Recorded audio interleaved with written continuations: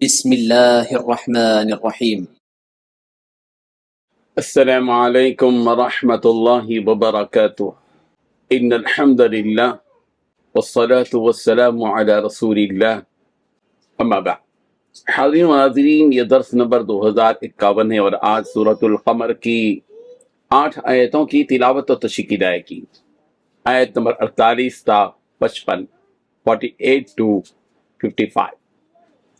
چلے سب سے پہلے ہم ان 8 آیتوں کی تلاوت کرتے ہیں، لفظی ترجمے اور ترجمے کے بعد تشریح کرتے ہیں۔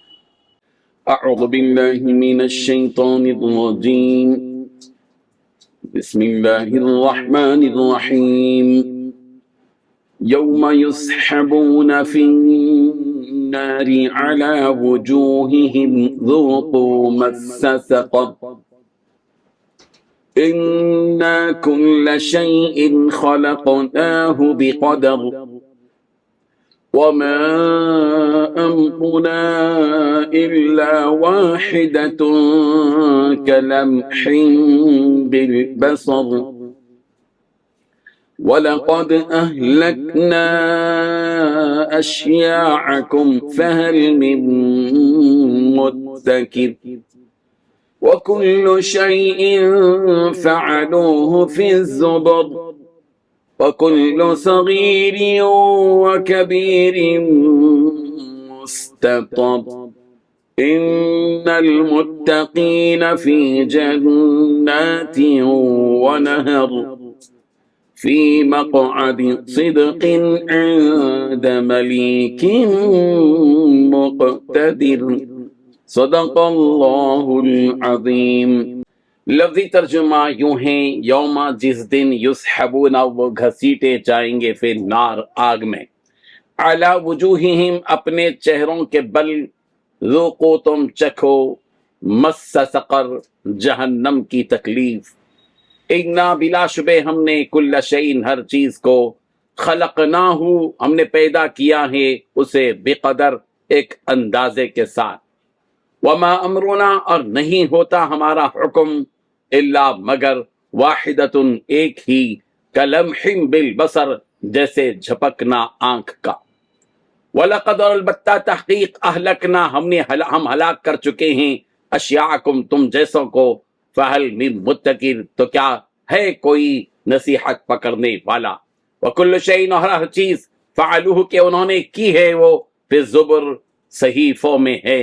وکلو اور ہر صغیرین چھوٹا، وکبیرین اور بڑا، مستطر لکھا ہوا ہے۔ ان المتقین بے شک متقی لوگ، فی جنات ونہر باغات اور نہروں میں ہوں گے، فی مقعد صدق مقام عزت میں، عند ملیک مقتدر نزدیک بادشاہ قدرت والے کے۔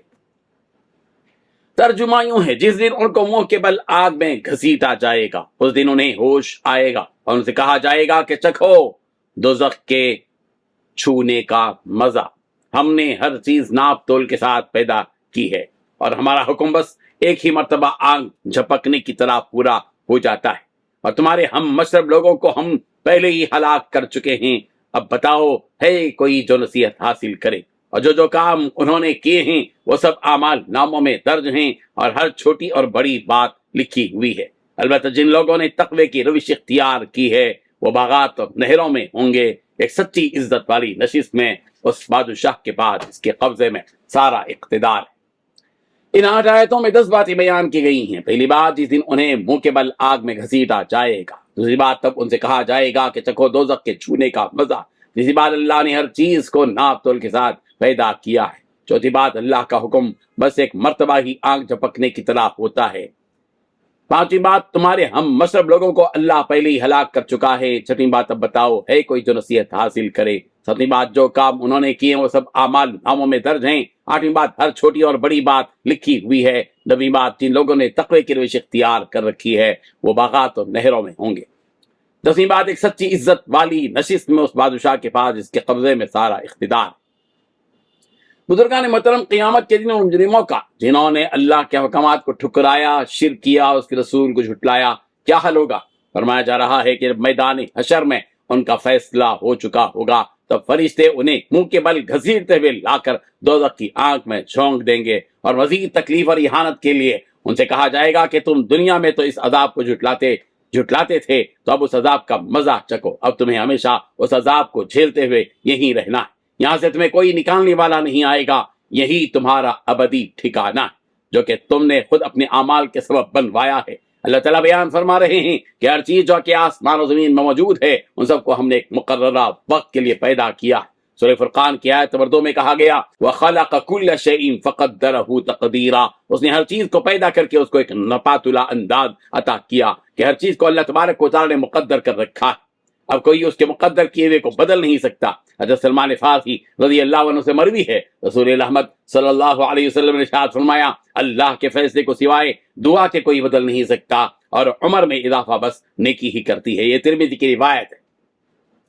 حضرت ثوبان رضی اللہ عنہ سے مروی ہے کہ رسول اللہ صلی اللہ علیہ وسلم نے ارشاد فرمایا کہ عمر میں اضافہ بس نیکی ہی کرتی ہے، اور مقدر کو سوائے دعا کے اور کوئی نہیں ٹال سکتا، اور آدمی اپنے گناہوں کی وجہ سے رزق سے محروم کیا جاتا ہے۔ حضرت ابو ہریرہ رضی اللہ عنہ سے بھی مروی ہے کہ رسول اللہ صلی اللہ علیہ وسلم نے ارشاد فرمایا کہ جو چیز تمہیں نفع دے تم اس کی حرص کرو، اور حالات کے آگے عاجز مت ہو جاؤ، بلکہ ہر حال میں اللہ سے مدد طلب کرتے رہو، اور اگر تمہیں کوئی مصیبت پہنچے تو تم یہ مت کہو کہ میں ایسا کرتا تو ایسا ہوتا، بلکہ یہ کہو کہ اللہ نے جو مقدر کیا وہی ہوا، اس لیے کہ لفظ اگر شیطان کے عمل کا راستہ کھولتا ہے۔ اس آیت کے شان نزول سے متعلق حضرت ابو ہریرہ رضی اللہ عنہ سے مروی ہے کہ جب مشرکین آپ علیہ الصلوۃ والتسلیم کے پاس آئے اور آپ علیہ الصلوۃ والتسلیم سے مقدر کے بارے میں بحث فرمانے لگے تو اس پر یہ آیت نازل ہوئی اِنَّا كُلَّ شَيْءٍ خَلَقْنَاهُ بِقَدَرٍ، یہ جو سارے فیصلے اللہ تبارک و تعالیٰ کی طرف سے ہوتے ہیں وہ آنے واحد میں پلک جھپکنے کی دیر میں واقع ہو جاتے ہیں،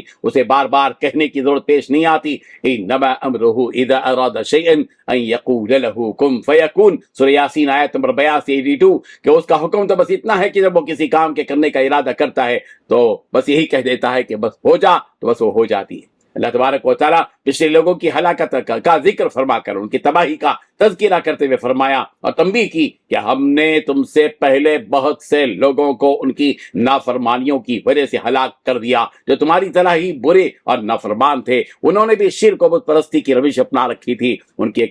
کے کیے کی سزا انہیں ہم نے دنیا میں بھی دی اور آخرت میں تو اس سے کہیں زیادہ سختی والا عذاب انہیں دیا جائے گا۔ ان سب باتوں کو جانتے ہوئے کوئی ہے جو اس سے نصیحت حاصل کرے اور اپنا اگلا قدم سنبھال لے اور اس سے عبرت حاصل کر کے برا راستہ چھوڑ دے، اگر نہیں چھوڑو گے تو قیامت کے دن ایک ایک عمل کا حساب لیا جائے گا جو کہ ہم نے ایک کتاب جو کہ نام اعمال میں ہے اس میں درج کر رکھی ہے، اس میں ہر چھوٹی بڑی چیز لکھی ہوئی ہے۔ قیامت کے دن اس نام اعمال کو کھولا جائے گا اور پھر ان اعمال کے حساب سے بدلہ دیا جائے گا۔ کافروں کو جو انجام ہوگا وہ ہوگا، لیکن جو مومن و متقی لوگ ہوں گے وہ باغات اور نہروں میں مزے کریں گے، انہیں باغات میں ہر من پسند چیز ملے گی، اور نہروں سے جو وہ پانی پئیں گے وہ نہریں وہاں موجود ہوں گے جن سے وہ اپنا پسندیدہ مشروب پئیں گے، اور ایک باعزت جگہ پر بڑے آرام سے ایک ایسے بادشاہ کے سامنے رہیں گے جو بڑی قدرت والا ہے۔ حضرت عبداللہ ابن عمر رضی اللہ عنہ سے مروی ہے رسول اللہ صلی اللہ علیہ وسلم نے ارشاد فرمایا کہ انصاف کرنے والے اللہ کے پاس نور کے ممبروں پر رحمان کی داہنی جانب بیٹھے رہیں گے، اور رحمان کے دونوں جانب بھی داہنے ہی ہیں، اور یہ ایسے لوگ ہیں جو فیصلہ کرنے میں اپنا اہل و عیال کے درمیان اور ان کے درمیان جن پر انہیں ولایت حاصل تھی انصاف سے کام لیتے ہیں۔ یہ مقام و مرتبہ اللہ تبارک و تعالیٰ ان متقیوں کو عطا کرے گا۔ اللہ تبارک و تعالیٰ ہمیں بھی ان متقیوں میں شامل فرما دے، آمین۔ وآخر دعوانا الحمد للہ رب العالمین۔